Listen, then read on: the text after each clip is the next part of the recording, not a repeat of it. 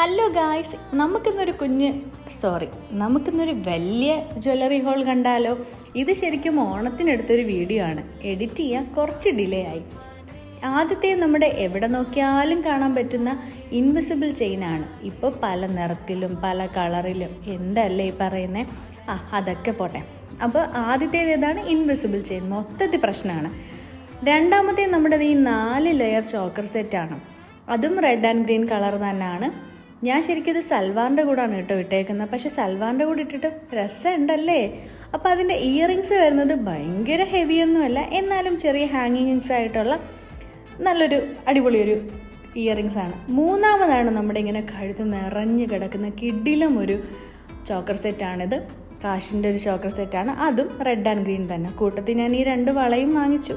ഈ ചോക്കറിൻ്റെ കമ്മൽ വരുന്ന ചെറിയ സ്റ്റഡാണ്. അപ്പോൾ ഇത്രയേ ഉള്ളൂ. Tata baby, see U.